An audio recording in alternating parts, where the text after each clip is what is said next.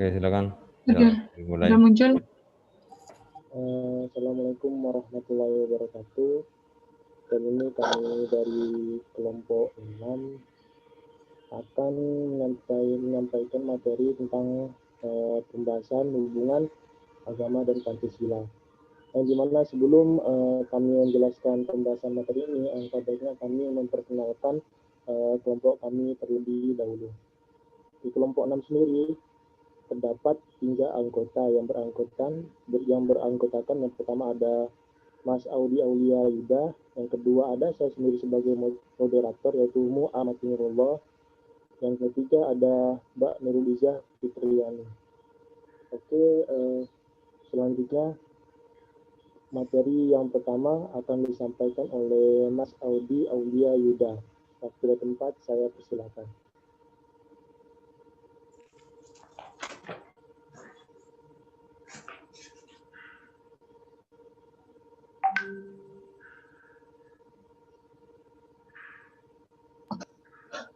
Maaf Mas Natin, saya dulu materi pertama. Mbak Iza ya, mohon maaf. Saya silakan untuk Mbak Iza menjelaskan materi yang pertama dan kedua ya. Iya. Waktu dan tempat saya persilakan.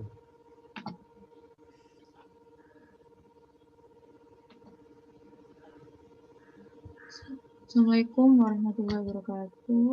Terima kasih moderator. Di sini saya akan menjelaskan materi yang pertama tentang penjelasan agama dan Pancasila. Pancasila adalah ideologi dasar bagi negara Indonesia. Nama ini terdiri dari 2 kata dari Sanskerta. Panca berarti 5 dan sila berarti prinsip atau asas. Pancasila merupakan rumusan dan pedoman kehidupan berbangsa dan bernegara bagi seluruh rakyat Indonesia.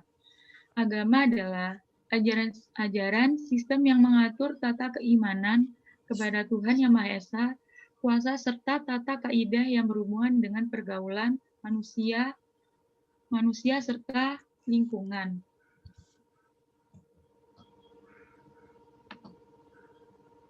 Materi yang kedua yaitu sejarah perkembangan agama di Indonesia. Berdasarkan sejarah, kaum pendatang telah menjadi pendorong utama keanekaragaman agama dan kultur di dalam negeri dengan pendatang dari India, Tiongkok, Portugal, Arab, dan Belanda.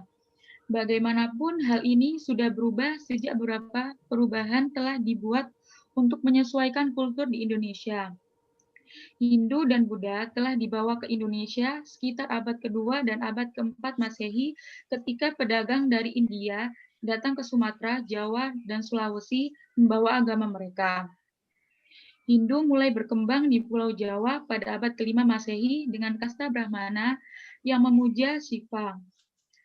Puncak kejayaan Hindu Jawa, Kerajaan Majapahit, terjadi pada abad ke-14 Masehi yang juga menjadi zaman keemasan dalam sejarah Indonesia. Islam masuk ke Indonesia pada abad ke-14 Masehi, berasal dari Gujarat, India. Islam menyebarkan sampai pantai barat Sumatera dan kemudian berkembang ke timur Pulau Jawa. Pada periode ini terdapat beberapa kerajaan Islam, yaitu Kerajaan Demak, Pajang, Mataram, dan Banten. Perubahan penting terhadap agama juga terjadi sepanjang era Orde Baru antara tahun 1964 dan 1965. Ketegangan antara PKI dan pemerintah Indonesia bersama dengan beberapa organisasi mengakibatkan terjadinya konflik dan pembunuhan terburuk di abad ke-20. Atas dasar peristiwa itu, pemerintahan Orde Baru mencoba untuk menindak para pendukung PKI dengan menerapkan suatu kebijakan yang mengharuskan semua untuk memilih suatu agama karena banyaknya pendukung PKI atas ateis. Terima kasih. Itu saja. Saya kembalikan ke moderator.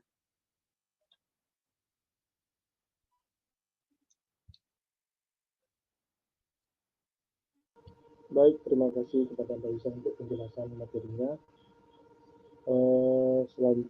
Materi selanjutnya boleh di-skip next, Mbak Iza.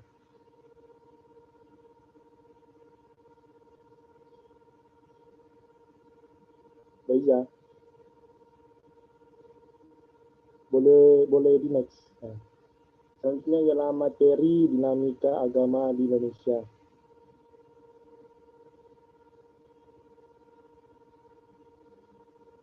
Dinamika agama di Indonesia. Di Indonesia sendiri pada tahun 2010, warga yang menganut agama Islam sekitar 85,1%, sedangkan 9,2% ialah Protestan, 3,5% Katolik, 1,8% Hindu, dan 0,4% Buddha. Dengan total penduduk Indonesia sekitar 240.270.522 penduduk. Ini pada tahun 2010. Kemungkinan sekarang pada tahun 2020 mungkin akan menaik penduduknya. Sehingga dengan keragaman agama yang dimiliki oleh negara Indonesia ini dapat menjadikan suatu permasalahan antar agama di Indonesia, yaitu dari perbedaan pendapat dan sering berdampak pada kehidupan sosial seluruh masyarakat yang dapat berubah menjadi konflik, yang dimana jika terjadi suatu konflik di suatu daerah, maka dampaknya secara tidak langsung akan mempengaruhi masyarakat pemeluk-pemeluk agama yang terlibat konflik di lain daerah, sehingga terjadilah perpecahan dalam masyarakat.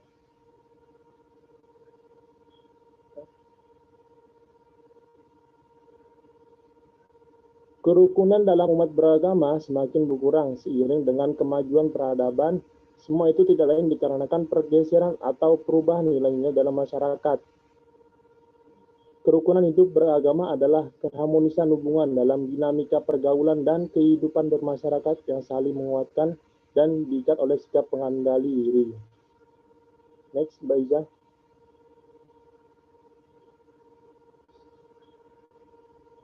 Mbak Iza.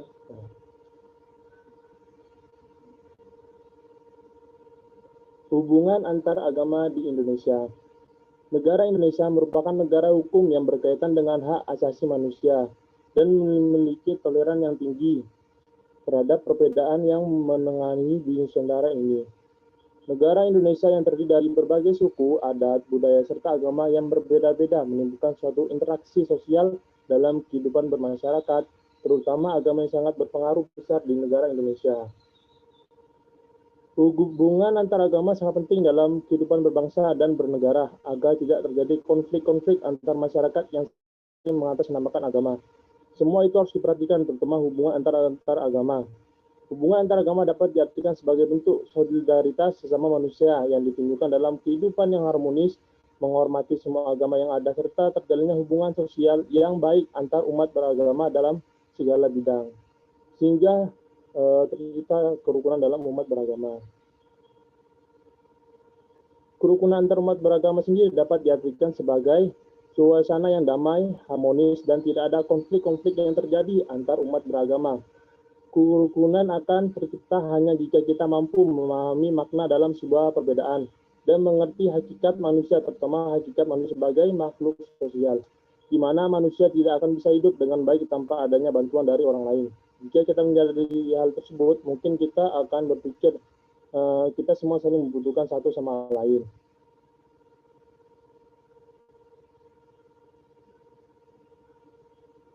Baik, mungkin terima kasih. Mungkin hanya itu dari saya.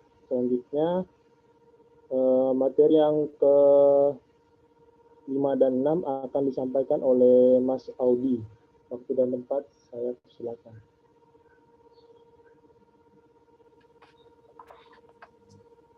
Hubungan agama di Indonesia.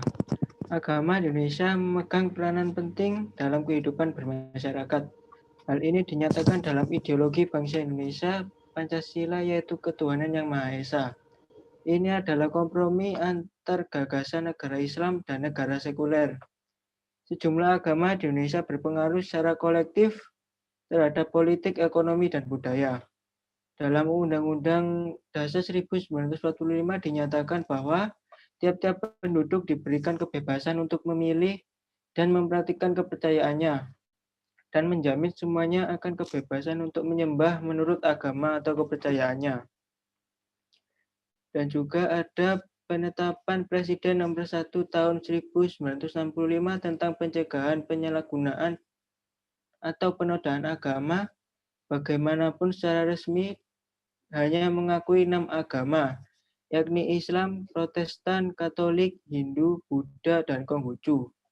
Baru-baru ini aliran kepercayaan agama atau agama asli Nusantara telah diakui pula sesuai dengan putusan Mahkamah Konstitusi Republik Indonesia tertanggal 7 November 2017. Dengan banyaknya agama maupun aliran kepercayaan yang ada di Indonesia, konflik antar agama seringkali tak terelakkan. Maka dari itu, kepemimpinan politis Indonesia memainkan peranan penting dalam hubungan antar kelompok maupun golongan. Program transmigrasi secara tidak langsung telah menyebabkan sejumlah konflik di wilayah timur Indonesia. Next, selanjutnya. Mbak.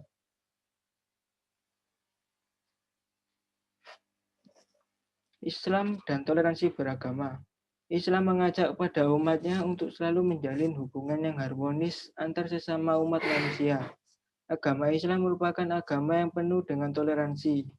Toleransi dalam Islam bukan hanya terdapat dalam ajaran secara tekstual, tetapi juga menjadi karakter dan tabiat hampir seluruh umat Islam dari zaman Muhammad SAW sampai sekarang ini.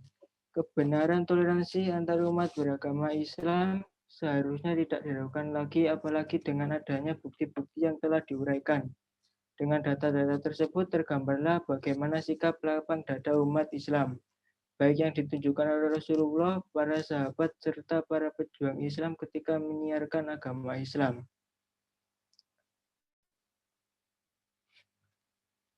Toleransi agama Islam terhadap agama lain sangatlah tinggi, sebab meskipun mereka dihina atau disakiti, mereka tetap tenang saja dan selalu bersikap ramah tamah terhadap orang yang menyakiti itu. Hal ini yang membuat orang-orang non-Islam tertarik dan kagum dengan agama Islam, yang akhirnya membawa mereka untuk ikut dan memeluk agama yang dibawa oleh Nabi Muhammad SAW tersebut, dan membuktikan bahwa agama Islam itu tidak disiarkan dengan jalan kekerasan dan peperangan. Adanya toleransi antar umat beragama dalam Islam ini juga telah dijelaskan dalam Al-Quran dan hadis. Yang keduanya merupakan pedoman hidup bagi seluruh umat Islam, yang berisikan petunjuk dari Allah Subhanahu wa Ta'ala berupa larangan yang harus dihindari dan kewajiban yang harus dikerjakan oleh umat manusia. Sekian dari saya kembalikan kepada moderator. Baik, terima kasih kepada Mas Audi dengan penyampaian materinya. Baiklah, setelah kami memaparkan materi kami, selanjutnya kami akan membuka sesi pertanyaan, yang di mana sesi pertanyaan ini kami batasi menjadi 4 pertanyaan. Dikarenakan juga waktu yang membatasi dan kami juga ingin mempersingkat waktu, kami persilakan kepada para audiens, mungkin ada yang mau bertanya, atau mungkin ada yang mau menyanggah dengan materi kami. Saya persilakan kepada audiens.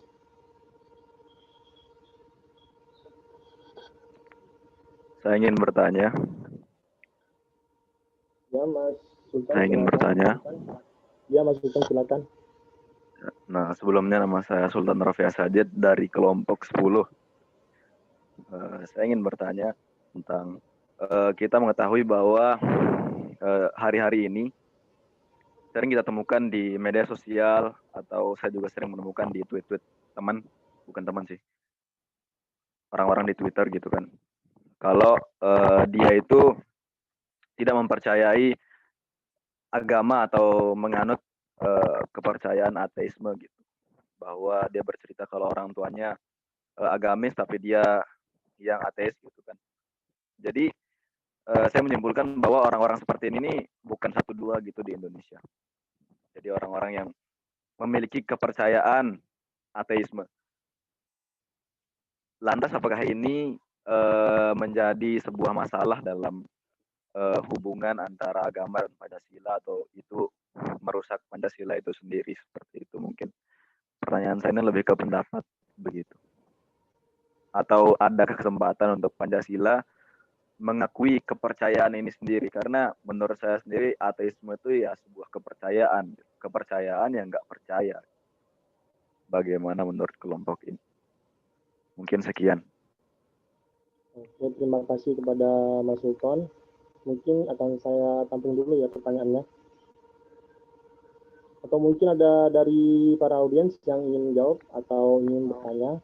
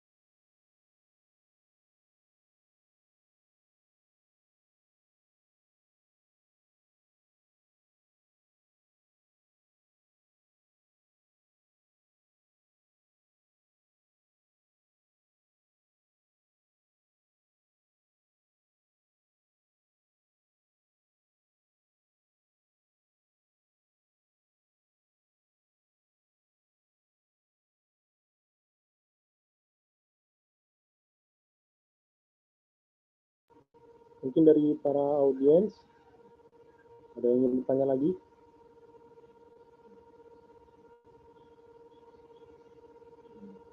Atau ingin menjawab dengan pertanyaan Mas Sultan tadi? Saya ingin bertanya, moderator. Ya. Saya Andina Yuli dari kelompok 10. Bagaimana cara mengatasi apabila terjadi masalah penganut agama tertentu memiliki kehendaknya untuk menggabungkan ideologi Pancasila dengan ideologi keyakinan mereka, namun berdominan pada pemberlakuan ideologi agama tertentu? Terima kasih. Oh, ya. Bagaimana cara mengatasi apabila terjadi masalah penganut agama tertentu memiliki kehendaknya untuk menggabungkan ideologi Pancasila dengan ideologi keyakinan mereka agar Indonesia ini menjadi negara yang memberlakukan hukum agama tertentu dan ideologi Pancasila. Namun, mereka berdominan pada pemberlakuan ideologi agama tertentu. Oke, saya tampung dulu pertanyaannya, Mbak.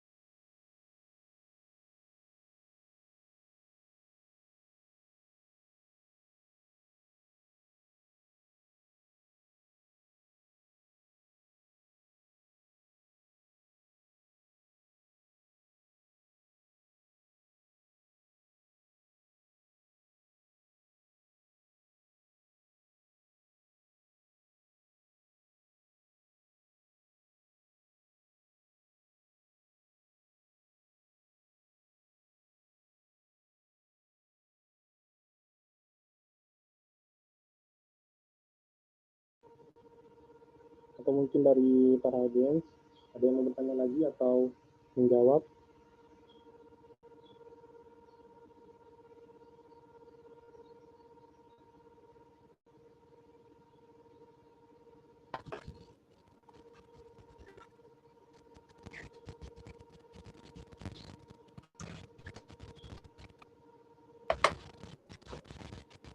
Mohon izin, saya akan bertanya.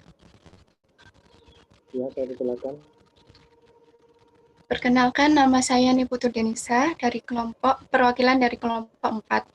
Dari slide 8, kan menjelaskan sejumlah agama Indonesia berpengaruh secara kolektif terhadap politik, ekonomi, dan budaya. Lalu, bagaimana jika hal tersebut tidak sesuai dengan mengenai itu semua, tidak berkesinambungan? Dan apa bisa dijelaskan kembali mengenai contoh-contohnya? Baik, itu saja. Terima kasih. Oke, terima kasih kepada Mbak Niputu di sini.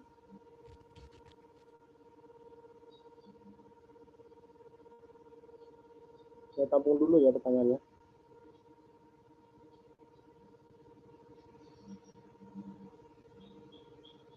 Mungkin daripada audiens kurang satu pertanyaan lagi.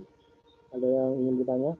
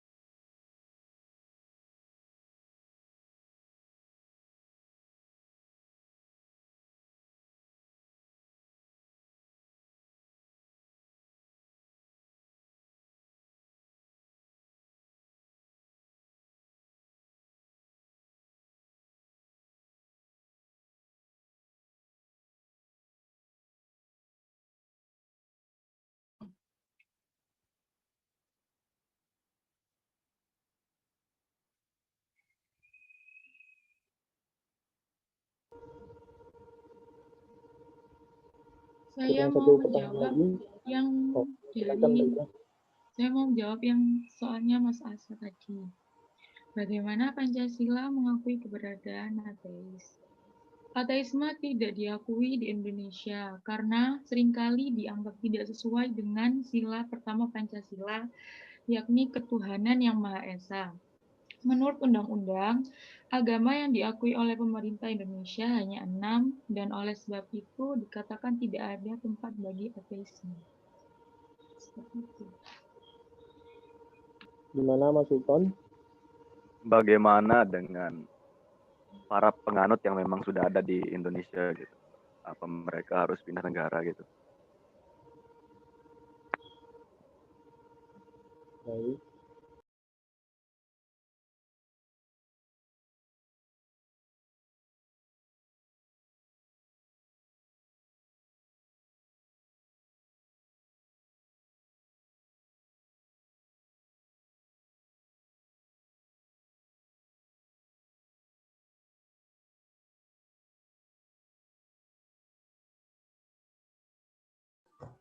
Saya ingin menjawab, Mas Sultan.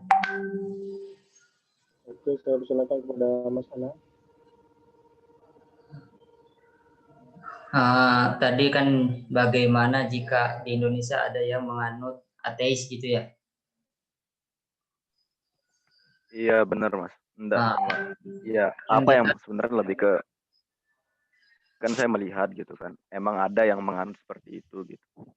Soalnya dari orang-orang yang nge-tweet atau apa dari sosial media kan kita tahu seperti itu. Terus apa yang harus mereka lakukan gitu? Apa sikap negara terhadap mereka? Itu kan hal sesuatu yang melanggar Pancasila kan jelas ada undang-undangnya kan, kita kan harus patuh terhadap apa yang diideologikan Indonesia seperti Pancasila kan sila pertama berketuhanan yang Maha Esa, berarti di Indonesia wajib memeluk agama atau mempunyai Tuhan itu kan sudah tertera di sila pertama. Terus bagi orang yang menganut ateisme atau menyebar ateis di Indonesia dapat dikenakan sanksi pidana sesuai dengan pasal 156A Kitab Undang-Undang Hukum Pidana yang menyebutkan dipidana dengan pidana penjara selama-lamanya 5 tahun bagi barang siapa yang dengan sengaja menyebarkan ateis itu.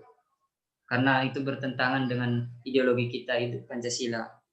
Seperti itu Mas Sultan. Terima kasih Mas Anang.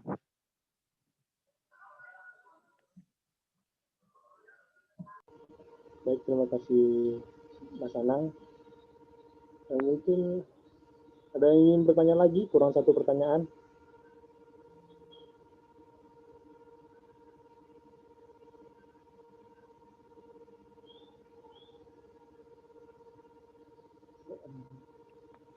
Oh ya Mas, tadi ada yang kelupaan. Kalau misalnya dia itu misalnya kan kayak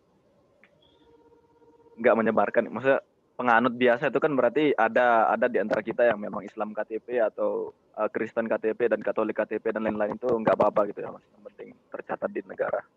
Apa itu emang nggak apa-apa?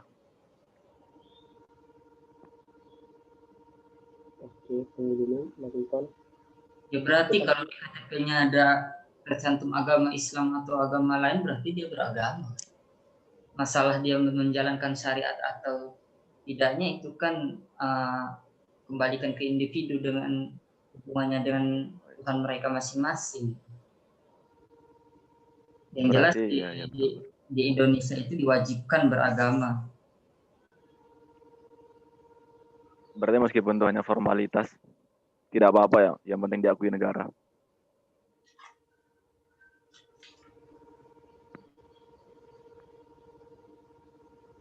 Ya, terima kasih Mas. Dari formalitas, ya memang itu aturannya harus beragama. Iya, berarti itu jatuhnya formalitas gitu loh. Maksudnya kan itu yang paling tercatat kan. Meskipun dia ateis atau apa, yang paling tercatat beragama, itu berarti formalitas. Ya, terima kasih Mas, sudah cukup jelas kok. Mana ada ateis agama Islam?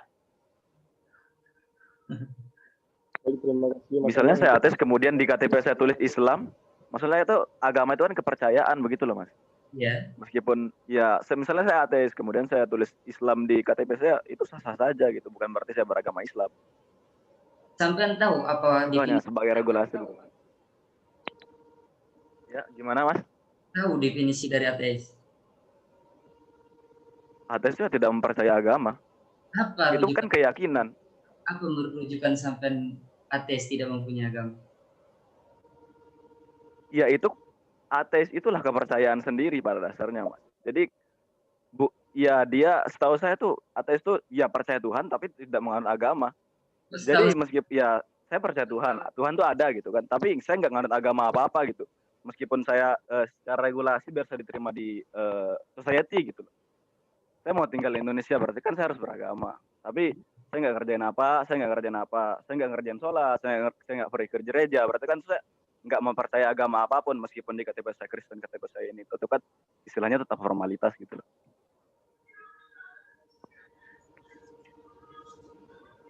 Maksudnya itu kan berarti sebuah kepercayaan itu nggak punya sertifikat gitu loh.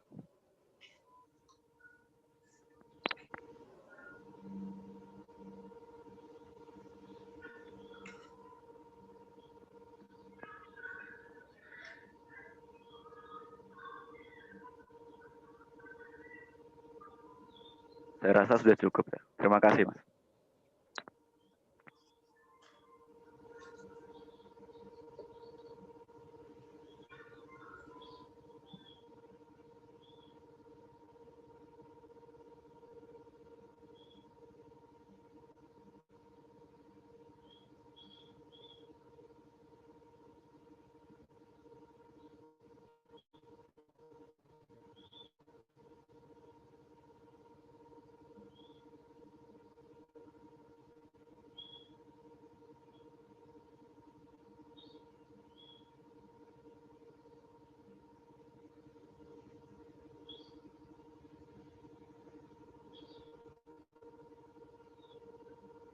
Mungkin yang lain ada yang ingin bertanya karena kurang satu pertanyaan.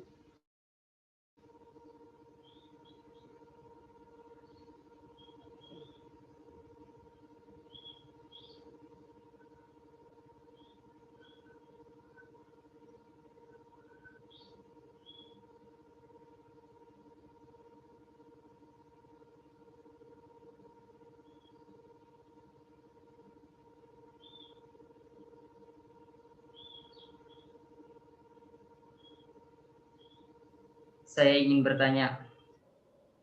Masih ada satu lagi kan pertanyaannya kan? Ya, Bang.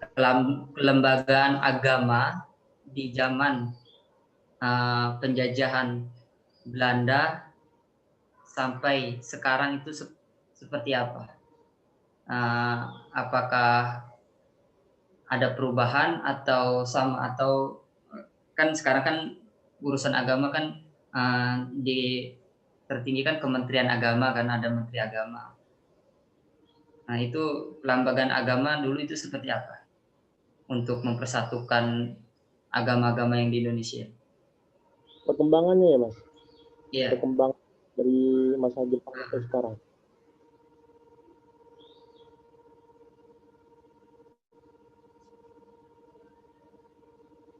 Oke, saya tampung dulu untuk pertanyaan Mas Anang.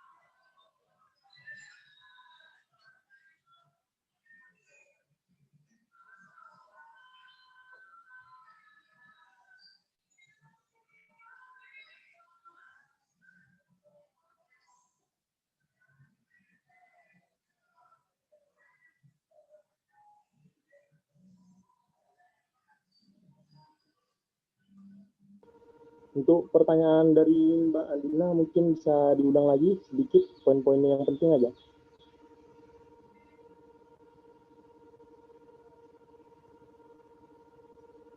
Bagaimana cara mengatasi apabila masalah penganut agama tertentu memiliki kehendaknya untuk menggabungkan ideologi Pancasila dengan ideologi keyakinan mereka, namun berdominan pada pemberlakuan agama tertentu?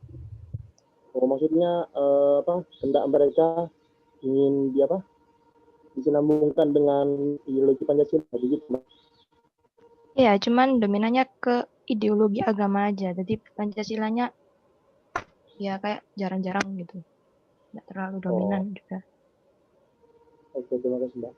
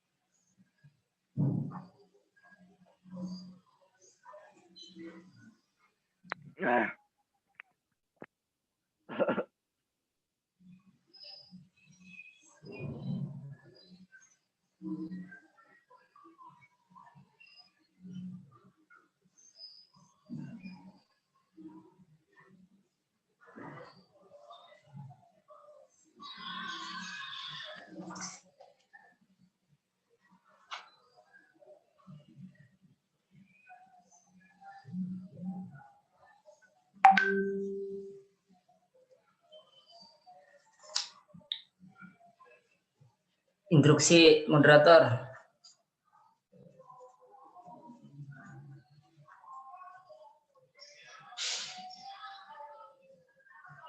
Tuh, hilang sinyal moderatornya kayaknya.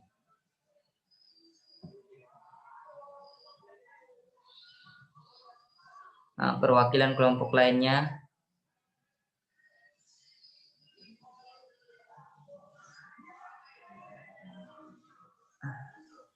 Iya, ada Bang sana. Boleh saya izin menjawab? Ya, silakan. Menjawab soal siapa ya? Mbak Andina. Mbak siapa tadi yang nanya tadi yang kedua? Iya, yang Mbak Andina ya. Ya, silakan Mas. Saya akan menjelaskan tentang hubungan negara dengan agama menurut Pancasila. Karena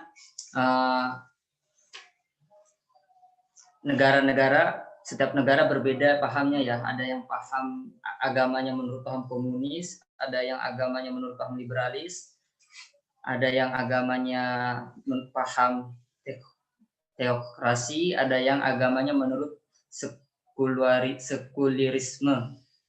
Itu bisa dilihat di halaman 152. Jadi di Indonesia ini hubungan negara dengan agama menurut Pancasila ada beberapa poin. Yang pertama, negara adalah berdasar ketuhanan yang Maha Esa.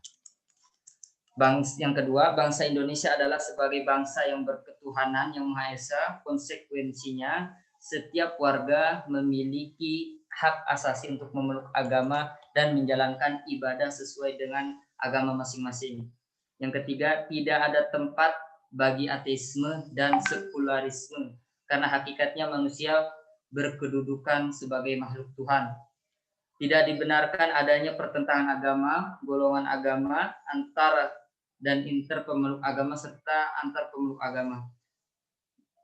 Yang kelima, tidak dibenarkan adanya pemaksaan agama bagi orang lain baik yang belum sudah agama karena ketakwaan itu bukan hasil pemaksaan melainkan kesadaran masing-masing individu terhadap keberagamaan dan keyakinan kepada Tuhan yang Maha Esa. Jadi seandainya yang agama Islam tidak boleh memaksa agama lain untuk masuk agama Islam. Jadi masing-masing menjalankan agamanya, toleransi. Terus Pancasila dengan sila 1 ketuhanan yang Maha Esa memberikan ruang kebebasan yang bertanggung jawab secara seimbang kepada setiap warga negara untuk memilih dan menjalankan kewajiban agamanya dengan baik yang juga dijamin oleh undang-undang yang berlaku. Pancasila menegaskan adanya kewajiban membangun sikap toleransi bagi setiap pemeluk agama untuk saling menghargai, saling menghormati, serta menjamin ketaatan pemeluk agama lain dalam menjalankan ibadah serta ritual keagamaannya. Segala aspek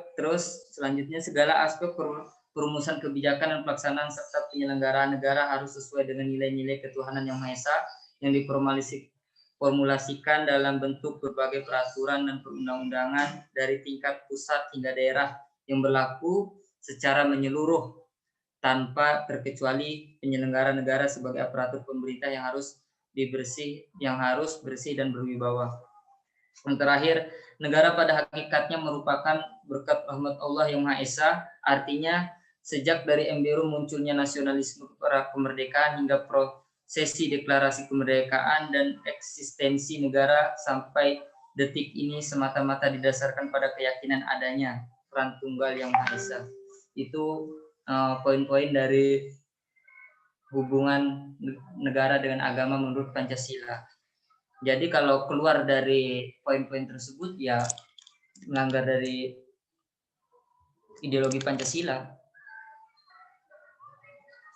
Kalau udah yang melanggar ideologi Pancasila berarti ya siap aja menerima konsekuensi yang ditetapkan oleh pemerintah, apa hukumannya bagi yang melanggar Pancasila. Karena sejarahnya kan di perjuangan di Indonesia kan bukan hanya satu agama untuk memerdekakan Indonesia itu.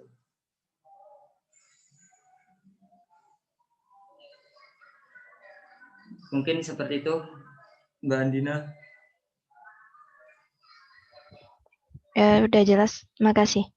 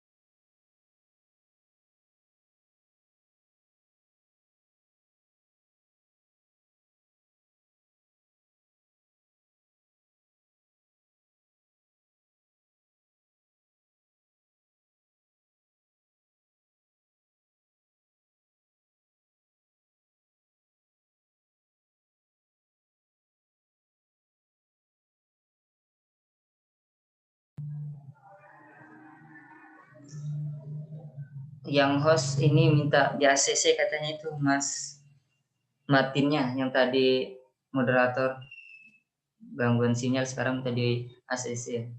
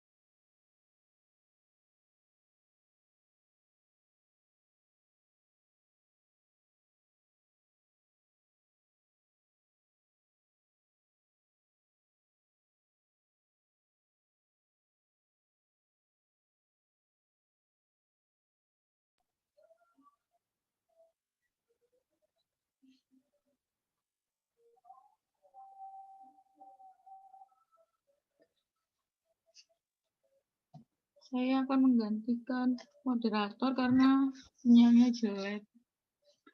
Terima kasih Mas Anang tadi sudah membantu menjawab soal dari Mbak Andina. Halo? Oh, sudah. Ada.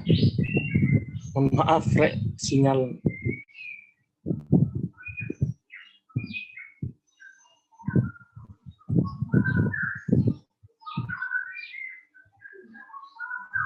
Dari pertanyaan Mbak Denisa tadi, itu contoh dari slide 8 ya, Mbak? Iya, benar. Oke. Tunggu sebentar ya, Mbak. Iya.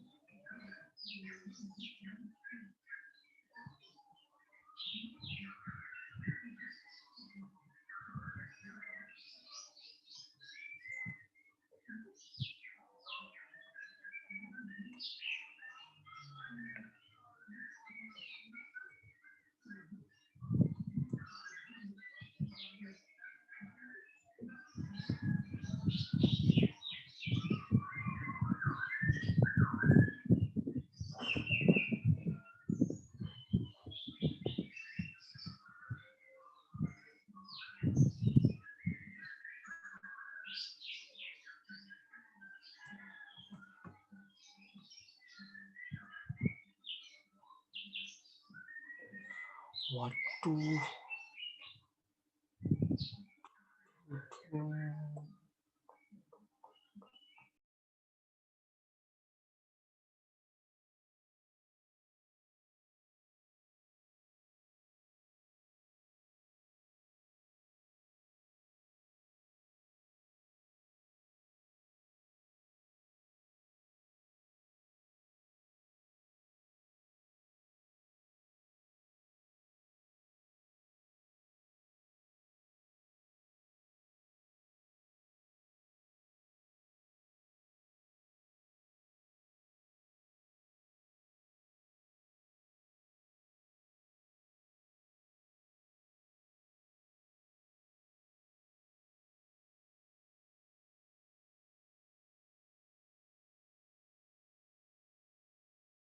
Mungkin dari audien ada yang ingin menjawab tentang pertanyaan Mas Anang, yaitu sejarah kelembagaan agama dari masa penjajahan hingga sampai sekarang.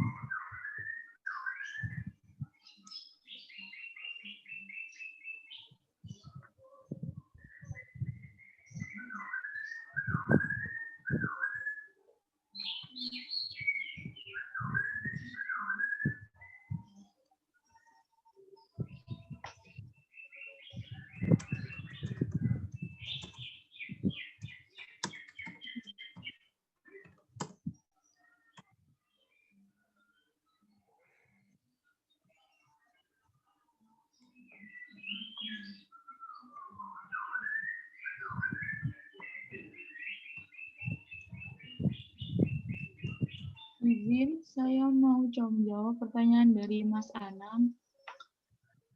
Ya, silakan Mbak Iza. Kelembagaan agama di zaman Belanda sampai sekarang seperti apa?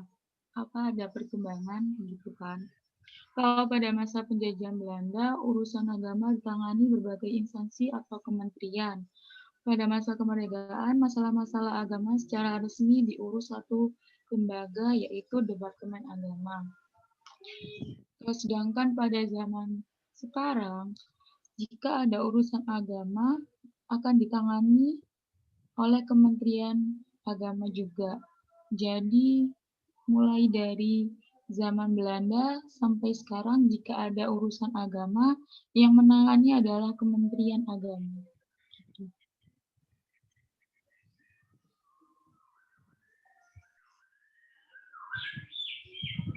Bagaimana Mas Anang? Apakah sudah puas dengan jawaban dari Mbak Iza?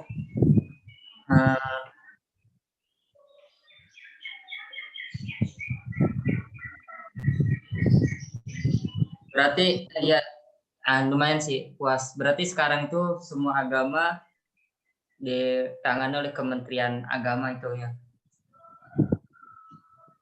Itu kalau MUI itu masuknya seluruh agama apa cuma Islam doang? Kalau MUI ya Mas, Ya. menurut saya itu MUI itu untuk ulama, berarti Islam menurut saya gitu Mas. Soalnya itu kan Majelis Ulama Indonesia, berarti Persatuan Ulama Indonesia. Khusus agama Islam gitu ya? Iya. Kalau ya siap, paham. Terima kasih Mas, Mbak. Mas Ana, makasih juga. Iya, sama-sama.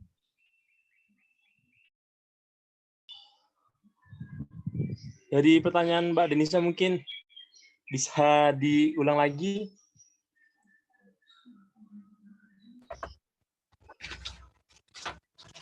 Ya, baik. Saya kan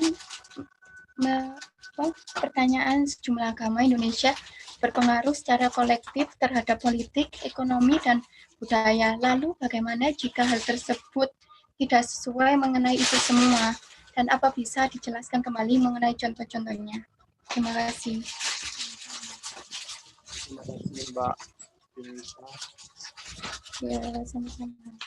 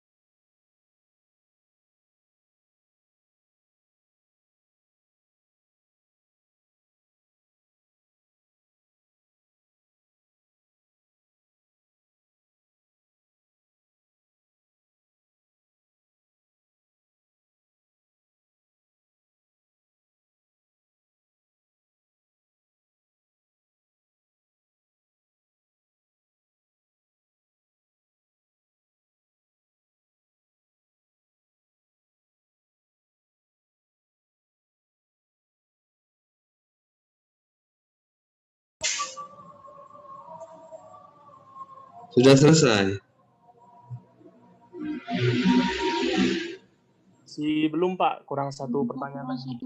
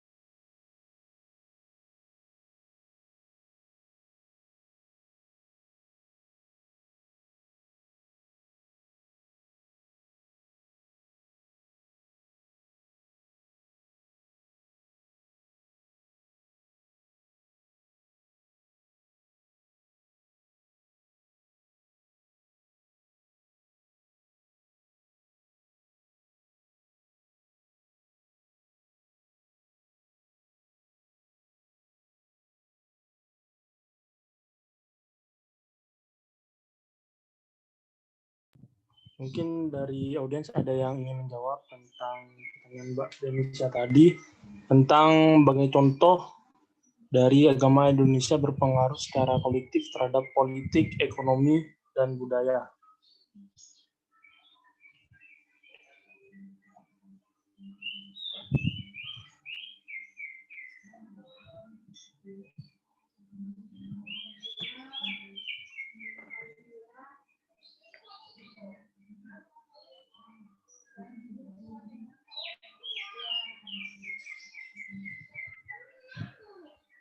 Saya ingin membantu jawab.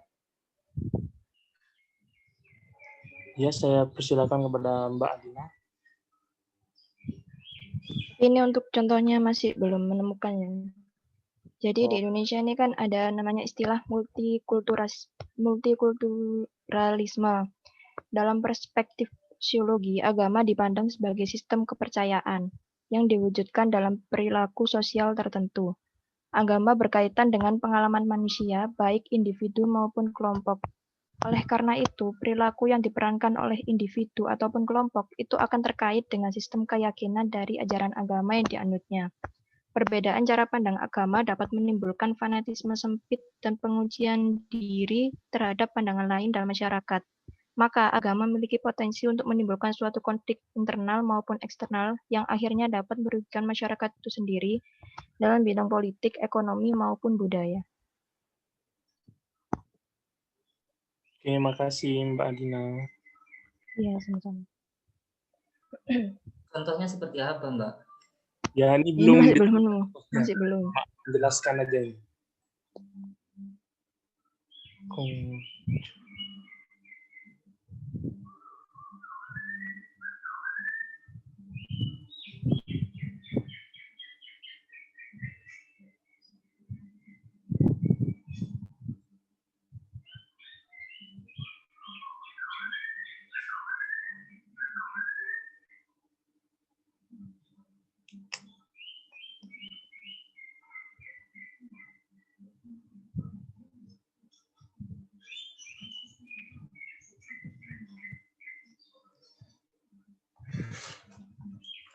Contoh.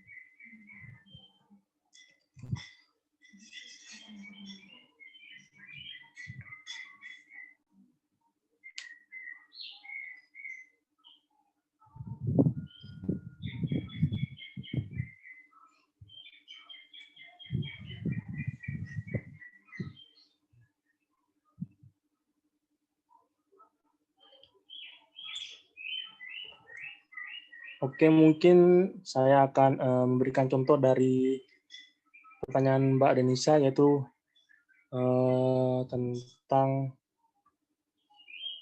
agama Indonesia berpengaruh secara kolektif terhadap politik dulu ya, Mbak. Dulu pada masa kolonial, agama berperan ganda sebagai legitimasi kolonialisme sekaligus kritik sosial. Banyak tokoh agama Muslim khususnya yang bekerja dengan pemerintah kolonial. Tetapi pada saat yang bersamaan juga banyak di antara mereka yang menjadi pengkritik dan pemberontak kolonial. Pada zaman Orde Lama, Presiden Soekarno di suatu sisi mengakomodasi tokoh-tokoh Muslim, khususnya dari Nahdlatul Ulama, tetapi pada waktu yang bersamaan melibas tokoh-tokoh Muslim lain, khususnya dari Masyumi yang kontak dengan kekuasaannya. Mungkin itu dari politik, Mbak. Yang dari ekonomi dan budaya mungkin belum kami temukan. Mungkin yang daripada audiens, mungkin ada yang ingin menjawab tentang sejumlah agama Indonesia berpengaruh secara kolektif terhadap ekonomi dan budaya.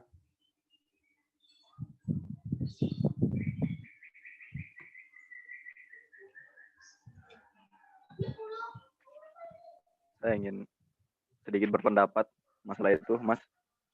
Ya, Mas Sultan. Tadi pengaruh agama terhadap politik, ekonomi, dan budaya, begitu ya, Mas? Ya. Jadi karena politiknya udah dijawab ya, jadi ke apa tadi? Agama, ekonomi. Ekonomi dulu ya. Jadi menurut saya dari ekonomi kita bisa lihat di sejarah kalau ekonomi Indonesia itu sangat terpengaruh oleh agama Islam pertama ya.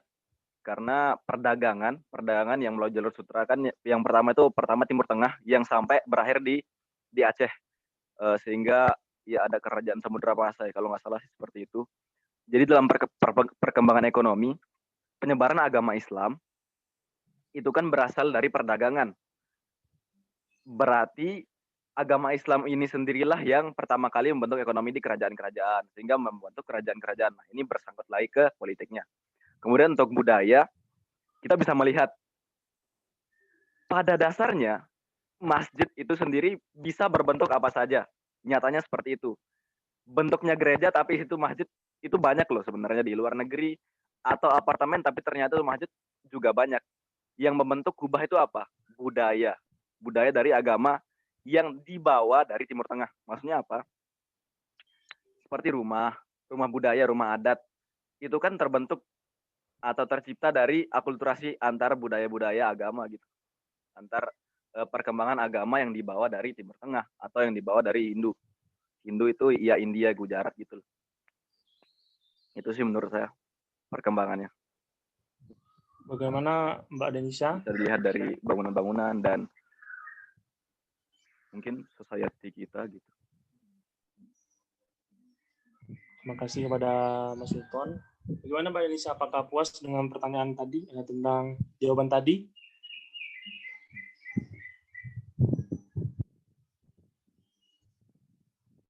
Mbak Denisa?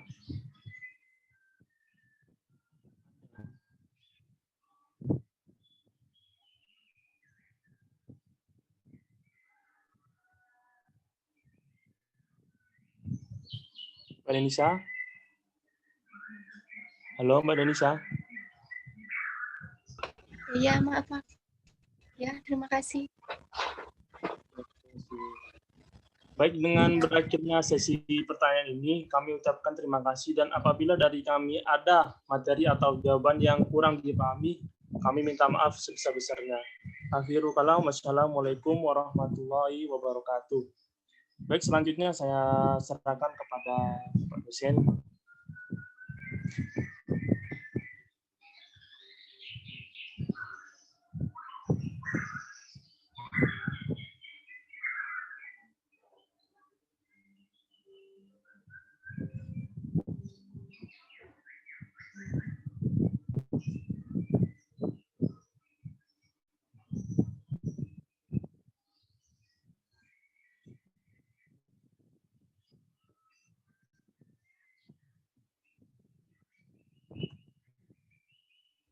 Halo, Pak Hayat, Pak dosen.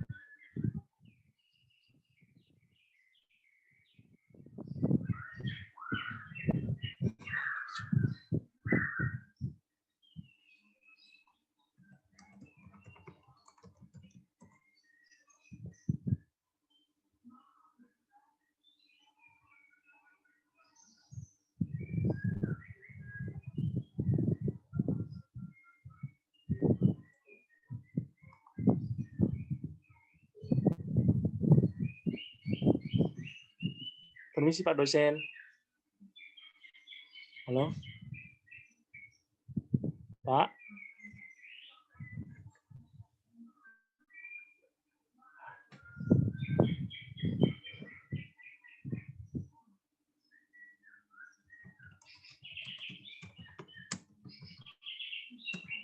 Ya Allah.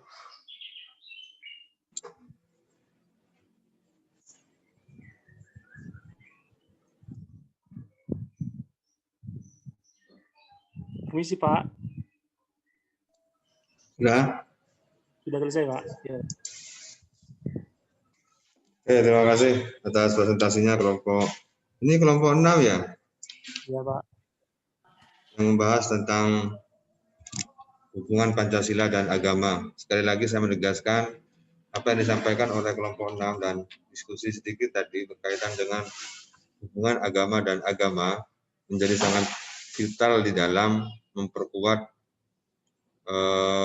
nilai-nilai persatuan, memperkuat nilai-nilai keberagaman, memperkuat nilai-nilai keutuhan bangsa dan negara. Walaupun persoalan ini tidak pernah usai atau tidak pernah selesai, ada saja persoalan yang menimbulkan gesekan ataupun menimbulkan hal-hal yang tidak diinginkan ada. Karena menjadi kewajiban bagi kita semua untuk memperkuat pemahaman kita di dalam konteks memperluas atau memperkokoh nilai-nilai pengalaman kita di dalam kehidupan beragama itu sendiri. Jadi beragama secara santun, beragama secara baik, sesuai dengan pengamalan nilai-nilai agama adalah sesuatu yang mesti kita hormati dan hargai bersama-sama. Kalau kita misalnya bicara tentang ateis, tadi juga ada yang ditanyakan bagaimana dengan sebagian atau seseorang yang kemudian tidak mempercayai agama tetapi meyakini adanya sebuah Tuhan, maka itu masih dijadikan sebagai pijakan bahwa ia dianggap orang yang beragama.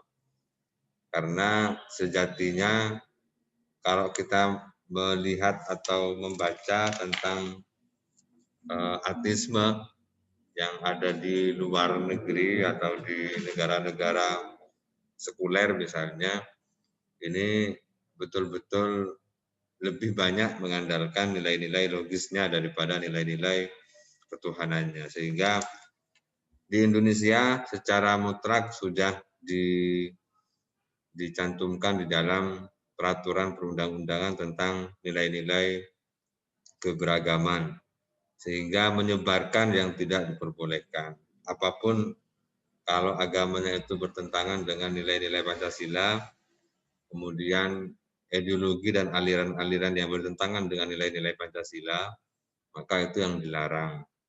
Sehingga orang mau tidak percaya terhadap Tuhan, kemudian menganggap dirinya ateis, kemudian menganggap dirinya tidak bertuhan, kalau itu bertentangan dengan nilai-nilai agama dan nilai-nilai Pancasila yang diakui di Indonesia, maka itu juga masuk kalau itu dijadikan sebagai alasan untuk menyebarluaskan atau untuk membuat provokasi dan lain sebagainya, itu yang bisa masuk ke ranah hukum. Sehingga kalau kita misalnya melihat ada beberapa atau sebagian kelompok orang yang mempercayai nilai-nilai penghayatan misalnya, itu masih harus dilindungi karena itu menjadi bagian dari mempercayai nilai-nilai ketuhanan yang Maha Esa. Artinya yang tidak diperbolehkan itu adalah yang keyakinan dan nilai-nilai ateismenya itu bertentangan dengan nilai-nilai Pancasila, nilai-nilai ketuhanan yang Maha Esa. Yang itu dilakukan secara terbuka dan disebarluaskan, dikembangkan, itu yang tidak diperbolehkan. Sehingga ini juga perlu dipahami bahwa kita sebagai warga negara Indonesia yang baik, kita dituntut untuk meyakini bahwasanya Tuhan itu ada, dan kita mempercayai bahwa apapun diri kita, bahwa kita itu ada yang menciptakan. Kita ini ada yang diyakini bahwasanya Tuhan itu ada. Diyakini bahwasanya alam semesta ini adalah ciptaan Tuhan. Sekalipun mungkin kita punya nilai-nilai idealisme yang kuat, misalnya bahwasanya dalam konteks pencarian kebenaran misalnya kita masih meraba-raba atau kita masih belajar tentang filsafat, ini juga banyak.